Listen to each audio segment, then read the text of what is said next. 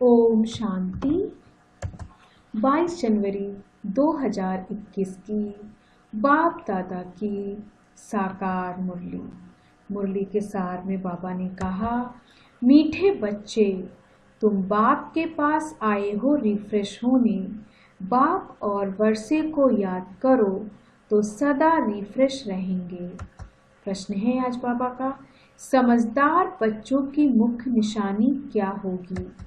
उत्तर में, जो समझदार हैं उन्हें अपार खुशी होगी।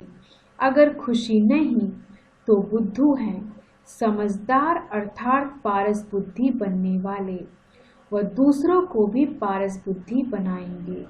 रूहानी सर्विस में बिजी रहेंगे। बाप का परिचय देने बगैर रह नहीं सकेंगे। अब मुरली विस्तार से। ओम शांति। बाप बैठ समझाते हैं या दादा भी समझते हैं, क्योंकि बाप बैठ दादा द्वारा समझाते हैं। तुम जैसे समझते हो वैसे दादा भी समझते हैं। दादा को भगवान नहीं कहा जाता, या है भगवान वाच। बाप मुख्य क्या समझाते हैं कि देही अभिमानी बनो। यह क्यों कहते हैं? क्योंकि अपने को आत्मा समझने से हम पतित पावन परमपिता परमात्मा से पावन बनने वाले हैं। यह बुद्धि में ज्ञान है। सबको समझाना है। पुकारते भी हैं कि हम पतित हैं। नई दुनिया पावन जरूर ही होगी। नई दुनिया बनाने वाला, स्थापन करने वाला बाप है। उनको ही पतित पावन बाबा कह बुलाते हैं। पतित पावन साथ में उनको बाप कहते हैं।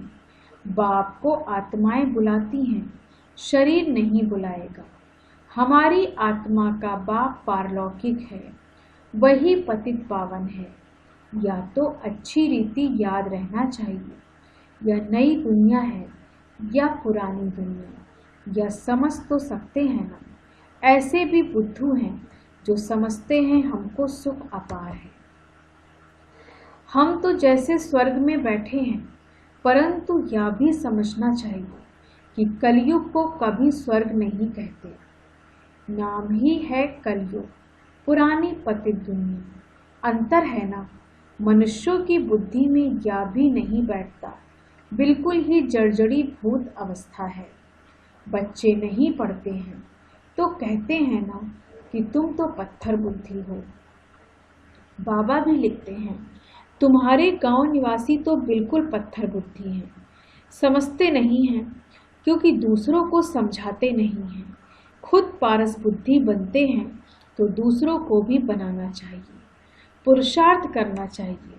इसमें लज्जा आदि की तो बात ही नहीं। परंतु मनुष्यों की बुद्धि में आधा कल्प उल्टे अक्षर पड़े हैं तो वह भूलते नहीं हैं। कैसे भुलाएं? भुलवाने वाले की ताकत भी एक बाप के पास ही है। बाप बगैर यह ज्ञान तो कोई दे नहीं सकते। गोया सब अज्ञानी ठहरे। उनका ज्ञान फिर कहाँ से आए? जब तक ज्ञान सागर बाप आकर ना सुनाए। तमो प्रधान माना ही अज्ञानी दुनिया, सतो प्रधान माना दैवी दुनिया। फर्क तो है ना। देवी देवताएं ही पुनर्जन्म लेते हैं। समय भी फिरता रहता है। बुद्धि भी कमजोर होती रहती है। बुद्धि का योग लगाने से जो ताकत मिले वह फिर खल्लास हो जाती है। अभी तुमको बाप समझाते हैं तो तुम कितने रिफ्रेश होते हो। तुम रिफ्रेश थे और विश्राम में थे। बाप भी लिखते हैं ना, बच्चों आकर रिफ्रेश हो जाओ और विश्राम भी पाओ। रिफ्रेश होने बाद तुम सतयुग में विश्रामपुरी में जाते हो। वहाँ तुमको बहुत विश्राम मिलता है। वहाँ सुख, शांति, संपत्ति आदि सब कुछ तुमको मिलता है। तो बाबा के पास आते हैं रिफ्रेश होने, विश्राम पाने। रिफ्रेश भी शिव बाबा करते हैं, विश्राम भी बाबा के पास लेते हैं। विश्राम माना शांत। थक कर विश्रामी होते हैं ना। कोई कहाँ जाते हैं विश्राम पाने। उसमें तो रिफ्रेशमेंट की बात ही नहीं। यहाँ तुमको बाप रोज समझाते हैं तो तुम यहाँ आकर रिफ्रेश होते हो। याद करने से तुम तमो प्रधान से सतो प्रधान बनते हो। सतो प्रधान बनने के लिए तुम यहाँ आते हो, उसके लिए क्या पुरुषार्थ है। मीठे मीठे बच्चे, बाप को याद करो। बाप ने सारी शिक्षा तो दी है। यह सृष्टि चक्र कैसे फिरता है, तुमको विश्राम कैसे मिलता है, और कोई भी यह बातें नहीं जानते तो उन्हों को भी समझाना चाहिए, ताकि वह भी तुम जैसा रिफ्रेश हो जाएं। अपना फर्ज ही यह है, सबको पैगाम देना, अविनाशी रिफ्रेश होना, अविनाशी विश्राम पाना। सबको यह पैगाम दो, यही याद दिलाना है। बाप को और वर्षे को याद करो तो बहुत सहज बात। बेहद का बाप स्वर्ग रचते हैं, स्वर्ग का ही वर्षा देते हैं। अभी तुम हो संगम युग पर। माया के श्राप और बाप के वर्षे को तुम जानते हो। जब माया रावण का श्राप मिलता है तो पवित्रता भी खत्म, सुख शांति भी खत्म, तो धन भी खत्म हो जाता है। कैसे धीरे धीरे खत्म होता है वह भी बाप ने समझाया है। कितने जन्म लगते हैं, दुखधाम में कोई विश्राम थोड़े ही होता है, सुखधाम में विश्राम ही विश्राम है। मनुष्यों की भक्ति कितना थकाती है, जन्म जन्मांतर भक्ति थका देती है, कंगाल कर देती है। या भी अब तुमको बाप समझाते हैं। नए नए आते हैं तो कितना समझाया जाता है। हर एक बात पर मनुष्य बहुत सोच रख करते हैं, समझते हैं कहाँ जादू ना हो। अरे तुम कहते हो जादूगर, तो मैं भी कहता हूँ जादूगर हूँ। परंतु जादू कोई वह नहीं जो भेड़ बकरी आदि बना देंगे। जानवर तो नहीं है ना, यह बुद्धि में समझा जाता है। गायन भी है सुर मंडल के साथ से। इस समय मनुष्य जैसे ऋण मिसल हैं। यह बातें यहाँ के लिए हैं, सतयुग में नहीं गाते, इस समय का ही गायन है। चंडिका का कितना मेला लगता है, पूछो या कौन थी, कहेंगे देवी। अब ऐसा नाम तो वहाँ होता नहीं। सतयुग में तो सदैव शुभ नाम होता है। श्री रामचंद्र श्री कृष्ण श्री कहा जाता है श्रेष्ठ को। सतयुगी संप्रदाय को श्रेष्ठ कहा जाता है। कलयुगी विशेष संप्रदाय को श्रेष्ठ कैसे कहेंगे। श्री माना श्रेष्ठ। अभी के मनुष्य तो श्रेष्ठ है नहीं। गायन भी है मनुष्य से देवता, फिर देवता से मनुष्य बनते हैं, क्योंकि 5 विकारों में जाते हैं। रावण राज्य में सब मनुष्य ही मनुष्य हैं, वहाँ है देवताएं, उनको डीटी वर्ल्ड, इसको ह्यूमन वर्ल्ड कहा जाता है। डीटी वर्ल्ड को दिन कहा जाता है, ह्यूमन वर्ल्ड को रात कहा जाता है।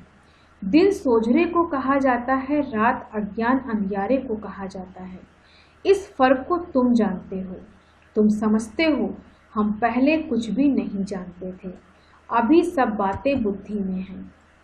ऋषि मुनियों से पूछते हैं, रचिता और रचना के आदि मध्य अंत को जानते हो, तो वह भी नेति नेति कर गए।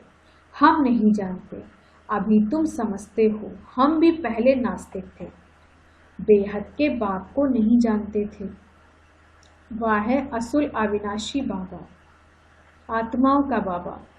तुम बच्चे जानते हो हम उस बेहद के बाप के बने हैं, जो कभी जलते नहीं हैं।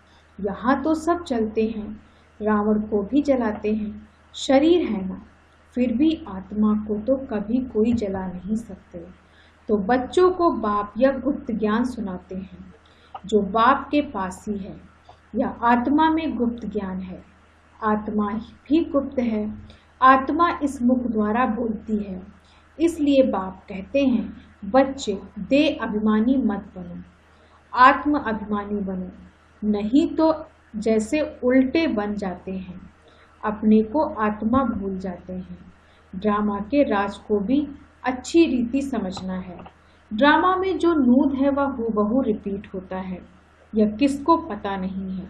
ड्रामा अनुसार सेकंड बाय सेकंड कैसे चलता रहता है, यह भी नॉलेज बुद्धि में है। आसमान का कोई भी पार नहीं पा सकते, धरती का पा सकते हैं। आकाश सूक्ष्म है, धरती तो स्थूल है। कई चीज़ों का पार पा नहीं सकते। जबकि कहते भी हैं आकाश ही आकाश, पाताल ही पाताल है। शास्त्रों में सुना है ना, तो ऊपर में भी जाकर देखते हैं, वहाँ भी दुनिया बसाने की कोशिश करते हैं। दुनिया बसाई तो बहुत है। भारत में सिर्फ एक ही देवी देवता धर्म था और खंड आदि नहीं था, फिर कितना बसाया। तुम विचार करो, भारत के भी कितने थोड़े टुकड़े में देवताएं होते हैं। जमुना का कंठा होता है, दिल्ली परिस्तान थी, इसको कब्रिस्तान कहा जाता है, जहाँ अकाले मृत्यु होती रहती है। अमर लोक को परिस्तान कहा जाता है, वहाँ बहुत नेचुरल ब्यूटी होती है। भारत को वास्तव में परिस्तान कहते थे। यह लक्ष्मी नारायण परिस्तान के मालिक हैं ना, कितने शोभावान हैं, सतोप्रधान है ना, नेचुरल ब्यूटी थी, आत्मा भी चमकती रहती। बच्चों को दिखाया था कृष्ण का जन्म कैसे होता है, सारे कमरे में ही जैसे चमत्कार हो जाता है। तो बाप बच्चों को बैठ समझाते हैं, अभी तुम परिस्तान में जाने के लिए पुरुषार्थ कर रहे हो, नंबरवार तो जरूर चाहिए, एक जैसे सब हो न सके। विचार किया जाता है, इतनी छोटी आत्मा कितना बड़ा पार्ट बजाती है। शरीर से आत्मा निकल जाती है तो शरीर का क्या हाल हो जाता है। सारी दुनिया के एक्टर्स वही पार्ट बजाते हैं जो अनादि बना हुआ है। सृष्टि भी अनादि है, उसमें हर एक का पार्ट भी अनादि है। उनको तुम वंडरफुल सब कहते हो, जबकि जानते हो यह सृष्टि रूपी झाड़ है। बाप कितना अच्छी रीति समझाते हैं ड्रामा में, फिर भी जिसके लिए जितना समय है उतना समझने में समय लेते हैं। बुद्धि में फर्क है ना, आत्मा मन बुद्धि सहित है ना, तो कितना फर्क रहता है।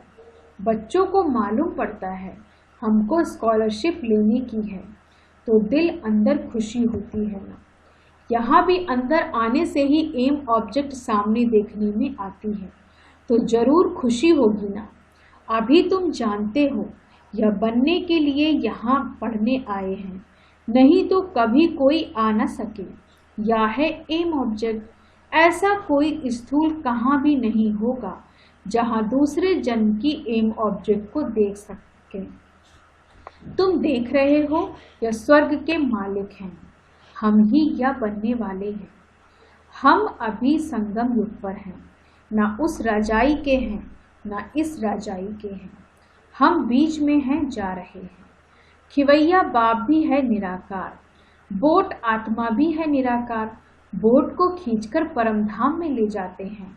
इनकॉर्पोरियल बाप इनकॉर्पोरियल बच्चों को ले जाते हैं, बाप ही बच्चों को साथ ले जाएंगे। यह चक्र पूरा होता है, फिर हूबहू रिपीट करना है। एक शरीर छोड़ दूसरा लेंगे, छोटा बनकर फिर बड़ा बनेंगे। जैसे आम की गुठली को जमीन में डाल देते तो उनसे फिर आम निकल आएंगे। वह है हद का झाड़, या मनुष्य सृष्टि रूपी झाड़ है। इनको वैरायटी झाड़ कहा जाता है। सतयुग से लेकर कलयुग तक सब पार्ट बजाते रहते हैं। अविनाशी आत्मा 84 के चक्र का पार्ट बजाती है। लक्ष्मी नारायण थे जो अब नहीं हैं, चक्र लगाए अब फिर यह बनते हैं। कहेंगे पहले यह लक्ष्मी नारायण थे, फिर उन्होंका यह है लास्ट जन्म ब्रह्मा सरस्वती। अभी सबको वापस जरूर जाना है। स्वर्ग में तो इतने आदमी थे नहीं, ना इस्लामी ना बौद्धी, कोई भी धर्म वाले एक्टर्स नहीं थे सिवाय देवी देवताओं के। यह समझ भी कोई में नहीं है। समझदार को टाइटल मिलना चाहिए ना, जितना जो पढ़ता है नंबरवार पुरुषार्थ से पद पाता है। तो तुम बच्चों को यहाँ आने से ही यह एम ऑब्जेक्ट देख खुशी होनी चाहिए। खुशी का तो पारावार नहीं। पाठशाला व स्कूल हो तो ऐसा है, कितनी गुप्त परंतु जबरदस्त पाठशाला है। जितनी बड़ी पढ़ाई उतना बड़ा कॉलेज, वहाँ सब फैसिलिटीज़ मिलती हैं। आत्मा को पढ़ना है, फिर चाहे सोने के तख्त पर चाहे लकड़ी के तख्त पर चढ़े। बच्चों को कितनी खुशी होनी चाहिए। क्योंकि शिव भगवान वाच है ना, पहले नंबर में है या विश्व का प्रिंस। बच्चों को अब पता पड़ा है। कल्प कल्प बाप भी आकर अपना परिचय देते हैं। मैं इनमें प्रवेश कर तुम बच्चों को पढ़ा रहा हूँ। देवताओं में यह ज्ञान थोड़े ही होता। ज्ञान से देवता बन गए, फिर पढ़ाई की दरकार नहीं। इसमें बड़ी विशाल बुद्धि चाहिए समझने की। अच्छा, मीठे मीठे सिकी लदे बच्चों प्रति माता पिता बाप दादा का याद प्यार और गुड मॉर्निंग। रूहानी बाप की रूहानी बच्चों को नमस्ते। हम रूहानी बच्चों की रूहानी बाप दादा को गुड मॉर्निंग, नमस्ते नमस्ते नमस्ते। धारणा के लिए मुख्य सार। पहली पॉइंट, इस पतित दुनिया का बुद्धि से संन्यास कर पुरानी देह और देह के संबंधियों को भूल अपनी बुद्धि बाप और स्वर्ग तरफ लगानी है। दूसरी पॉइंट, अविनाशी विश्राम का अनुभव करने के लिए बाप और वर्षे की स्मृति में रहना है। सबको बाप का पैगाम दे रिफ्रेश करना है। रूहानी सर्विस में लज्जा नहीं करनी है। वरदान है आज बाबा का, सदा बाप के सम्मुख रहे खुशी का अनुभव करने वाले अथक और आलस्य रहित भव। सदा बाप के सम्मुख रहे खुशी का अनुभव करने वाले अथक और आलस्य रहित भव। विस्तार से, कोई भी प्रकार के संस्कार या स्वभाव को परिवर्तन करने में दिल शिकस्त होना या अलबेलापन आना भी थकना है। इसमें अथक बनो। अथक का अर्थ है जिसमें आलस्य ना हो। जो बच्चे ऐसे आलस्य रहित हैं वे सदा बाप के सम्मुख रहते और खुशी का अनुभव करते हैं। उनके मन में कभी दुख की लहर नहीं आ सकती। इसलिए सदा सम्मुख रहो और खुशी का अनुभव करो। स्लोगन, सिद्धि स्वरूप बनने के लिए हर संकल्प में पुण्य और बोल में दुआएं जमा करते चलो। सिद्धि स्वरूप बनने के लिए हर संकल्प में पुण्य और बोल में दुआएं जमा करते चलो। ओम शांति। धन्यवाद बाबा।